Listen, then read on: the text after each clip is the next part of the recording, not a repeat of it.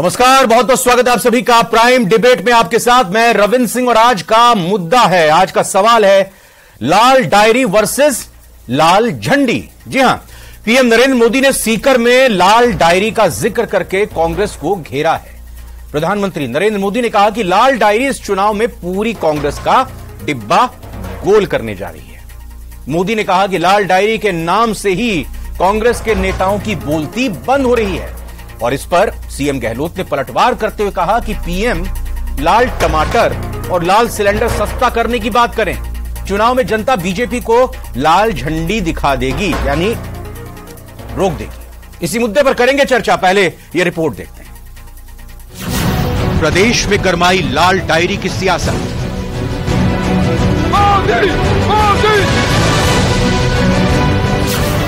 PM का वार, लाल diary इस चुनाव में कांग्रेस का डिब्बा गोल करने जा रही है। ये लाल डायरी इस चुनाव में पूरी कांग्रेस का डिब्बा गोल करने जा रही है। मोदी का तंज, लाल डायरी के नाम से ही कांग्रेस के नेताओं की बोलती बंद हो रही है। कांग्रेस के बड़े से बड़े नेताओं की इस लाल डायरी का नाम सुनते ही बोलती बंद हो रही है। सीएम का पलटवार, पीएम लाल डायरी नहीं लाल टमाटर और सस्ते लाल सिलेंडर की बात करें। मैंने सुना लाल टमाटर जो है वो 150 किलो रुपए हो गया है, लूट उन्होंने मचा रखी है, वो लाल टमाटर है। सीएम ने कहा जनता बीजेपी को दिखाएगी लाल झंडी। जनता आज सिग्नल दे चुकी है, सीकर के अंदर तो जनता समझ गई है और आने वाले वक्त में उनको लाल झंडी दिखा दी जाएगी। लाल डायरी वर्सेस लाल झंडी। तो बिना वक्त गंवाए चार मेहमानों को हम इंट्रोड्यूस करें, उससे पहले आपको बता दें इनका परिचय कराते हैं। दरअसल रामलाल शर्मा जी विधायक हैं बीजेपी के और प्रमुख प्रवक्ता भी राजस्थान के हैं। बहुत बहुत स्वागत रामलाल जी आपका। हमारे साथ जुड़ चुके हैं राजेंद्र आर्य जी, प्रवक्ता हैं कांग्रेस के। राजेंद्र जी आपका स्वागत। आशुतोष रावत जी वरिष्ठ पत्रकार हैं, आप हमारे साथ जुड़ चुके हैं, बहुत बहुत धन्यवाद। निरंजन पोद्दार जी भी हमारे साथ जुड़े हैं, राजनीतिक विश्लेषक हैं, आपका भी बहुत बहुत स्वागत, बहुत बहुत धन्यवाद। आशुतोष रावत जी, पहला सवाल आपसे मैं पूछूंगा। आज एक तरफ जनता के हाथ में 2000 रुपए किसान सम्मान निधि के तौर पर थे और फिर लाल डायरी का नैरेटिव आया, और दूसरे तरफ लाल झंडी का नैरेटिव और सिलेंडर की सब्सिडी के पैसे। पलड़ा किसका भारी दिखाई दिया? जनता के हाथ में दोनों लड्डू हैं, लेकिन पलड़ा कौन से लड्डू का भारी है? देखिए रविंद्र जी, पलड़ा किसका भारी है और किसका हल्का है ये तो अभी कुछ महीने बाद पता चलेगा। लेकिन इस बार के इस चुनाव में आप एक चीज गौर करेंगे कि भारतीय जनता पार्टी जो भी नैरेटिव सेट करने की कोशिश कर रही है, लेकिन कांग्रेस जनता से जुड़े मुद्दों को छोड़ना नहीं चाह रही है। वो एकदम फोकस्ड है कि इस बार कांग्रेस ये तय करके बैठी है कि हम भारतीय जनता पार्टी के मुद्दों पर चुनाव नहीं लड़ेंगे, बल्कि अपने मुद्दों पर चुनाव लड़ेंगे। जहां प्रधानमंत्री मोदी जी ने लाल डायरी का जिक्र किया, 50 मिनट के भाषण में लगभग 2 मिनट लाल डायरी के ऊपर बोले, लेकिन गहलोत साहब ने जो अपनी प्रेस कॉन्फ्रेंस की उसमें कॉमन मैन से जुड़े मुद्दे, रसोई सिलेंडर की बात और टमाटर की बात करके उन्होंने यह साफ जाहिर कर दिया कि भारतीय जनता पार्टी जिस मुद्दों पर भी चुनाव लड़ना चाह रही है वो तो सबके सामने ही है, लेकिन कांग्रेस भी कर्नाटका की तरह इस बार जनहित से जुड़े मुद्दों पर ही चुनाव लड़ेगी और जनता के बीच जाएगी। रविंद्र जी। निरंजन पोद्दार जी, यह बताएं कि आज किसकी रेवड़ी में मिठास थी? देखिए रविंद्र जी, निश्चित रूप से मैंने आपके पहले भी कार्यक्रम में बोला था कि जो ये लाल डायरी वाला मुद्दा है, ये कहीं ना कहीं राजस्थान सरकार या राजस्थान कांग्रेस को इस टाइम आप ये मान के चलिए एक बहुत बड़ा ये आघात है। और मैंने आपको ये भी कहा था कि अब जो आगामी चुनाव है, चुनावी माहौल जब बनेगा और प्रधानमंत्री जी जब इस मुद्दे को जनता के सामने रखेंगे और जिस तरीके से वो अपने आप जनता से संबोधित करते हैं, जनता के साथ जुड़ते हैं, तो निश्चित रूप से ये लाल डायरी केवल राजस्थान को ही प्रभावित नहीं करेगी। आगामी तमाम चुनावों को, चाहे छत्तीसगढ़ हो, मध्य प्रदेश हो और तेलंगाना हो, चाहे लोकसभा चुनाव तक ये लाल निरंजन जी ये बताएं, लाल डायरी में है क्या? नहीं, लाल डायरी में है क्या? उसका बस कवर देखा है हमने, जिल्द देखा है उसका। तो नहीं, देखिए ऐसा लाल डायरी में क्या है क्या नहीं है, यह तो ना मैंने पढ़ी ना आपने पढ़ी। तो फिर कैसे इससे लाल डायरी की गूंज राजस्थान और बाकी जगहों पे भी दिखाई दे और सुनाई देगी? देखिए रविंद्र जी, निश्चित रूप से आप जो बात कह रहे हैं, जनता के बीच में तो कुछ ना कुछ शंका तो उत्पन्न हुई है, क्योंकि जिस तरीके से लाल डायरी दिखाते ही वहां पे तमाम जो सत्ता पक्ष है वो बिफर गया था, और लोग सदन के अंदर, विधानसभा के अंदर जिस तरीके से राजेंद्र सिंह गुड्डा के ऊपर टूट के पड़ा था, अगर उसमें कुछ नहीं होता तो उसको टेबल क्यों नहीं करने देते। और जिस तरीके से आज तक जो राजेंद्र सिंह गुड्डा राजस्थान कांग्रेस के संकट मोचक बने रहे हैं, अशोक गहलोत जी ने स्वयं स्वीकार किया, तो वो राजेंद्र सिंह गुड्डा कुछ ना कुछ तो उनके पास। आशुतोष जी कमेंट ले लेता हूं, फिर पॉलिटिकल गेस्ट के पास जाऊंगा। बंद मुट्ठी लाख की, खुल जाए तो खाक की। बिल्कुल बिल्कुल, इस समय यही हो रहा है राजस्थान की राजनीति में कि लाल डायरी है या नहीं है, क्योंकि धर्मेंद्र राठौर खुद मना कर चुके हैं कि ऐसी किसी डायरी के बारे में उनको जानकारी नहीं है। अगर लाल डायरी को गुढ़ा साहब ने वहां से निकाला तो क्या गहलोत साहब जैसे एक शार्प माइंडेड पॉलिटिशियन से हम ये उम्मीद करते हैं कि वो डायरी उन्होंने गुढ़ा साहब के पास सुरक्षित रखने के लिए छोड़ दी होगी और उनको सिर्फ इतना आश्वासन देकर के कि वो डायरी मैंने जला दी, गहलोत साहब शांत बैठ गए होंगे।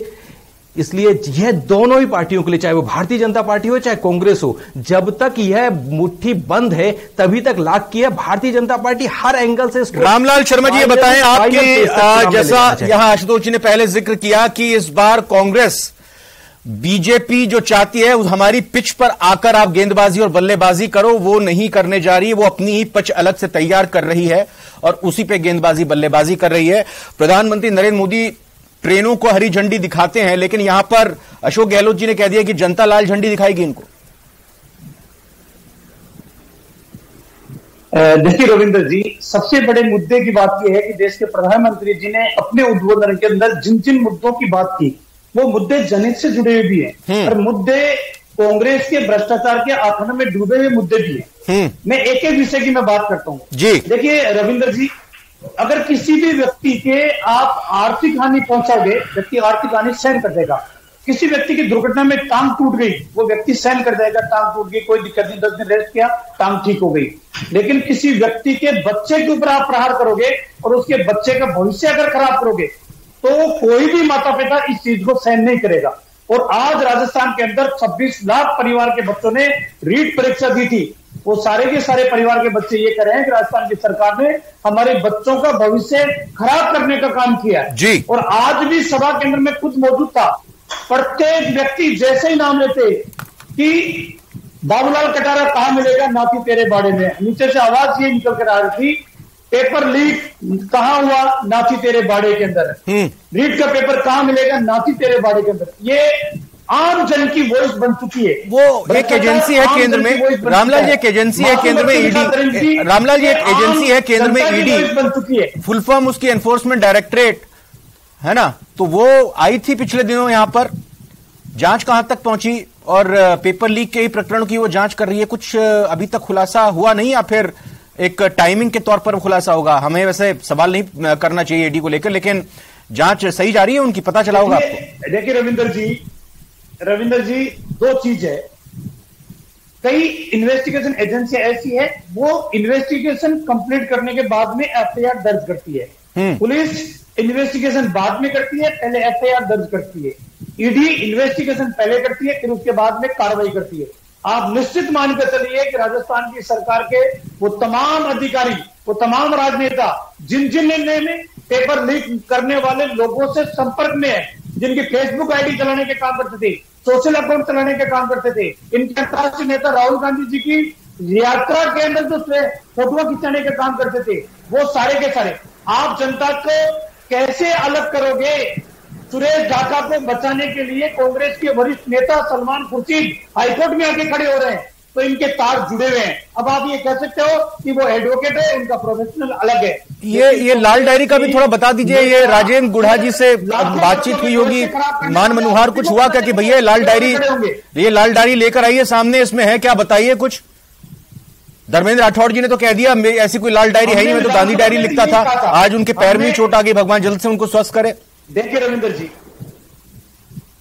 रविंद्र जी, विधानसभा के अंदर भी किसी भी व्यक्ति अगर मंत्रिमंडल का सदस्य है वो इस्तीफा देता है या उसको बर्खास्त किया जाता है, उसको विधानसभा में अपनी बात कहने का अधिकार है। ये बीती बात होगी सर, आगे को देखिए। आसन से रिक्वेस्ट करे थे, लेकिन उसके बावजूद भी उसकी बात हम भी ये पूछ रहे थे कि आखिर वो जो लाल डायरी का रईस है वो बताना चाहता है, वो टेबल करना चाहता है, उसको करने दीजिए, लेकिन सरकार ने उसको परमिशन नहीं दी।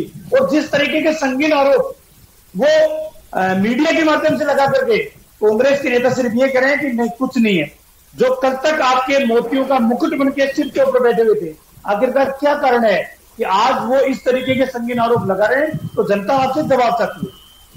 जनता तो जवाब राजेंद्र गुढ़ा से भी चाहती है कि आप जो आरोप लगा रहे हैं वो आरोप है क्या? रामलाल जी, आरोप उन्होंने सीधा सीधा यही लगाया कि मुझे मुख्यमंत्री महोदय ने कहा था कि कैसे भी हो राजेंद्र ये डायरी ईडी के हाथ नहीं लगनी चाहिए, और जब मैं डायरी लेकर वापस गया तो मुझे अशोक गहलोत जी ने कहा कि तुम्हारे को बॉलीवुड में नहीं, मुख्यमंत्री जी ने तो मुझे भी कहा था, मुख्यमंत्री जी ने मुझे भी कहा था कागज कुछ है वहां पे, मैं ले आया कागज, ये देखिए, ये रे कागज, बताऊंगा नहीं लेकिन देखिए रविंद्र जी, ये बताएगा कौन? या तो राजेंद्र गुढ़ा स्पष्ट करे विधानसभा के अंदर 2 तारीख विधानसभा शुरू हो रही है, या तो राजेंद्र गुढ़ा स्पष्ट करे या मुख्यमंत्री जी कहे कि डायरी नामक कोई चीज थी नहीं थी, तो फिर उसको बेचा क्यों था? बेचा जब ईडी अपनी कार्रवाई कर रही थी तो कांग्रेस के मंत्री ईडी के सामने जाने की हिम्मत और हिमाकत क्यों कर रहे थे? राजेंद्र आर्य जी, आपको शामिल करते हुए जानना चाहूंगा, जनता जानना चाहती है राष्ट्रपिता महात्मा गांधी ने कहा था अंग्रेजों भारत छोड़ो, क्विट इंडिया। प्रधानमंत्री नरेंद्र मोदी पहले कहते रहे हैं कांग्रेस मुक्त भारत, आज का भ्रष्टाचार क्विट इंडिया, परिवारवाद क्विट इंडिया, और मुख्यमंत्री जी को लेकर या कहें कि सरकार को लेकर कहते हैं लाल डायरी डब्बा गोल कर देगी। अब वो लाल डायरी का बात कर रहे हैं, या लाल डायरी को लेकर कुछ सफाई नहीं दी गई, टेबल नहीं करने दी गई, जो आरोप लग रहे हैं उसकी सफाई नहीं इस तरह से दी जा रही है कि लाल डायरी ये नाम की कोई चीज ही नहीं है। अब आप कह रहे हैं लाल झंडी दिखा देंगे, लाल डायरी तो अस्तित्व में आ चुकी है, उसके अंदर क्या है इस पर सवाल है।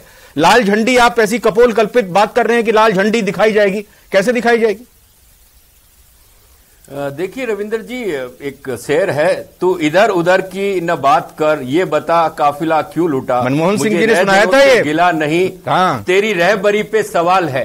तो आज ये बात है, प्रधानमंत्री बातें करते हैं, लाल डायरी की बात करते हैं, प्रधानमंत्री को जांच करवा लेनी चाहिए ना। ईडी, सीबीआई, इनकम टैक्स उनके पास में है, वो फालतू में इस तरीके की चुनाव सभाओं में बातें करते हैं। लेकिन प्रधानमंत्री से पूछिए राजेंद्र जी, ईडी और सीबीआई से मजबूत एसीबी आपके पास है, सुनिए तो सही, एसीबी आपके पास है, आप कराइए ना जांच, आपके ऊपर आपकी सरकार पर सवाल उठ रहे हैं तो बोलिए।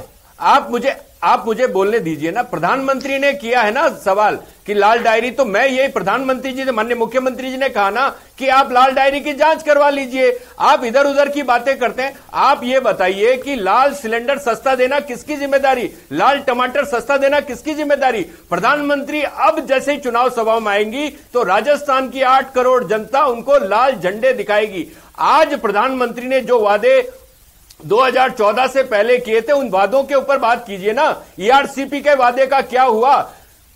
महंगाई 100 दिन में महंगाई कम करने की बात। राजेंद्र आर्य जी, लाल झंडे तो वाम दलों के होते हैं और वाम दलें भी कुछ सीटें ले जाती है राजस्थान में।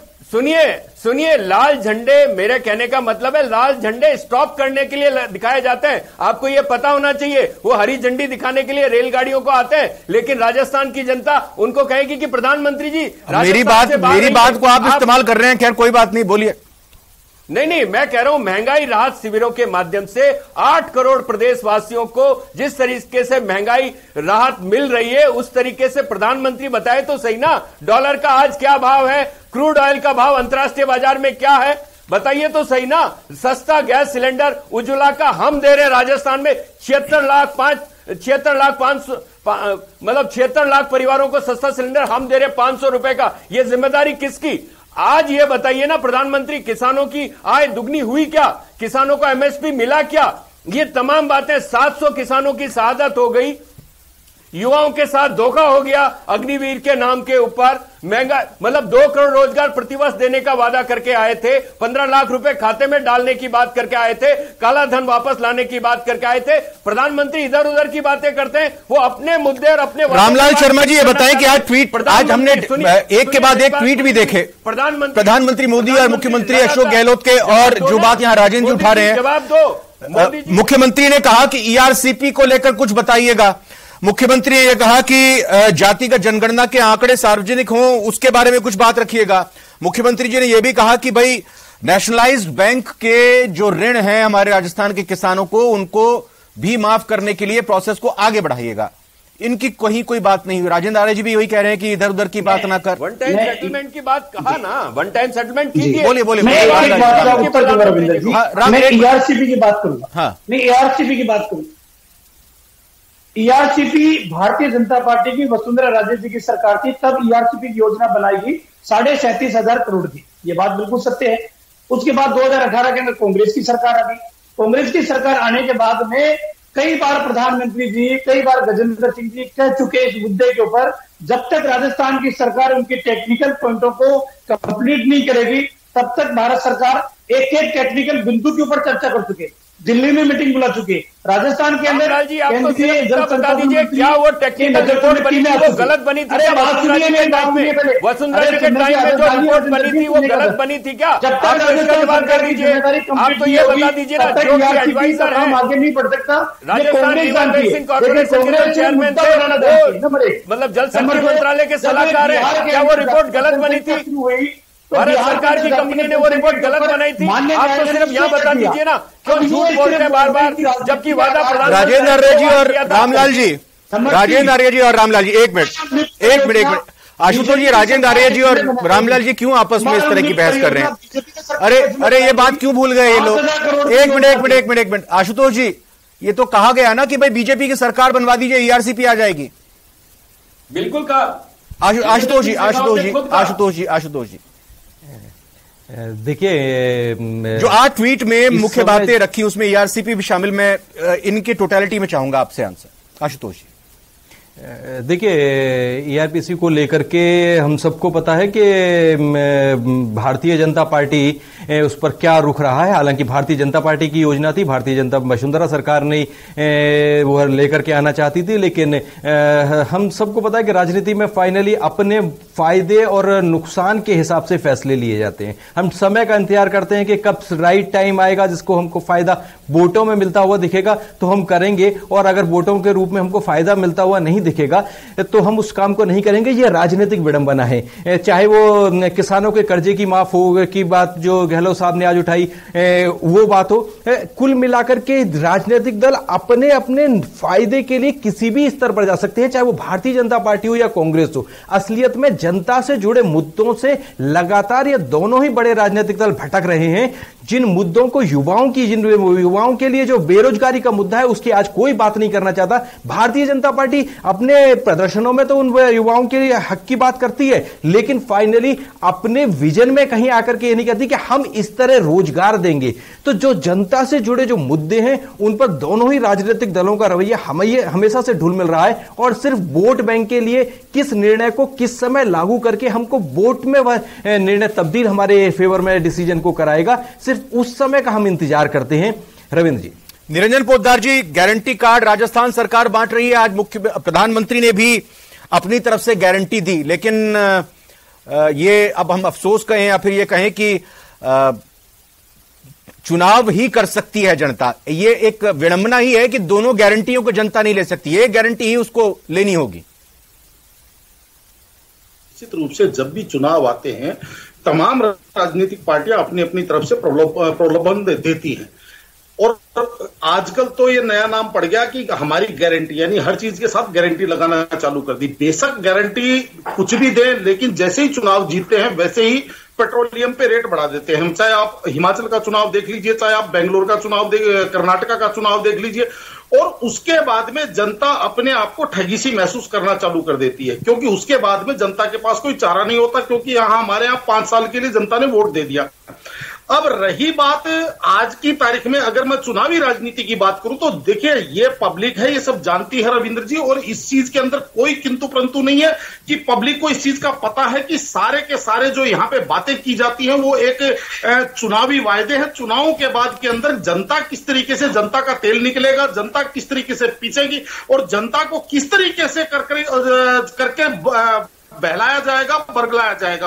क्योंकि आज जितनी भी बातें होती हैं जनता इन चीजों को जानती है, क्योंकि जो भी राजनीतिक लोग हैं वो स्वयं तो करोड़ों करोड़ों अरबों अरबों की संपत्ति के मालिक बन गए, बड़ी बड़ी गाड़ियों में चलने लग गए, लेकिन जनता को उसी लाल टमाटर और उसी लाल सिलेंडर के ऊपर अटका करके रखा हुआ है। और जिस तरीके से अभी आज प्रधानमंत्री जी ने सीकर के अंदर, या कहूं कि शेखावाटी के गर्भगृह से जो हुंकार भरी और बताया कि जिस तरीके से उन्होंने 11 एकलव्य स्कूल, एकलव्य विद्यालय राजस्थान को देने की बात करी, या यूं कहें कि जो मेडिकल कॉलेज देने की बात करी, तो कहने का तात्पर्य ये है एक जो बुनियादी इंफ्रास्ट्रक्चर अगर बनेगा तो उसके अंदर लोगों का भला भी होगा। राजेंद्र जी, क्या लाल टमाटर और लाल सिलेंडर हाथ में लेकर जनता लाल झंडी दिखा देगी और ये भूल जाएगी कि आरपीएससी में पेपर लीक हुए कि नहीं हुए, महिलाओं के ऊपर अत्याचार हुए कि नहीं हुए, भ्रष्टाचार हुआ कि नहीं हुआ? देखिए, महंगाई की बात होगी तो लाल सिलेंडर की बात होगी, लाल टमाटर की बात भी होगी। और प्रधानमंत्री 100 दिन के अंदर महंगाई खत्म करने का वादा करके 2014 में सत्ता में आए थे।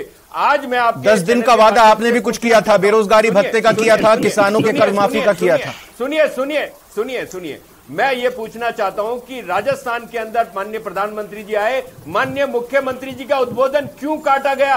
आज किसी प्रदेश के मुखिया का उद्बोधन क्यों काटा गया, जबकि माननीय मुख्यमंत्री उनका स्वागत करते और ये कहते हैं कि राजस्थान एक भौगोलिक। रामलाल जी एक जवाब दे दीजिए इस पर। वैसे मैंने उनसे काका का पूछा था, वो मेरे को एबीसी सुना रहे हैं। आप रामलाल जी जवाब दीजिए राजनीति का कि मुख्यमंत्री जी को क्यों नहीं आज बोलने दिया गया? जब मुख्यमंत्री कार्यालय से संपर्क किया गया तो उनकी बात करनी चाहिए। और मुख्यमंत्री जी अस्वस्थ है तो आपके इस कार्यक्रम में भाग नहीं ले सकते। राज्यों को क्या मिलता है कार्यक्रम में भाग नहीं ले कहां से लाएंगे पैसा? उसके बाद में उनका उद्बोधन हटाया गया। राज्य कहां से पैसा लाएंगे? राज्य का पैसा लगातार केंद्र की सरकार 76,000 करोड़। ठीक है राजेंद्र जी, प्रधानमंत्री फिर आएंगे दोबारा और उम्मीद करते हैं मुख्यमंत्री जी के पैर के प्लास्टर जल्दी हट जाएंगे और फिर उसके बाद निमंत्रण भी दिया जाएगा। अगर आप मान रहे निमंत्रण नहीं दिया और प्रधानमंत्री के साथ में आकर मंच शेयर करते हुए अपनी बातों को और अपने भाषण को भी रखेंगे। आप चारों का मैं धन्यवाद करूं। उससे पहले प्राइम डिबेट के प्राइम सवाल की बात कर लेते हैं। 2023 के चुनाव में 500 रुपए में सिलेंडर मुद्दा बनेगा, यह बड़ा सवाल हमने पूछा था। इसको लेकर हां ना में जवाब आए। हां 80% लोगों ने कहा हां बिल्कुल बनेगा सिलेंडर का मुद्दा और 20% ने ना कहा है। चारों मेहमानों का बहुत बहुत धन्यवाद। फिलहाल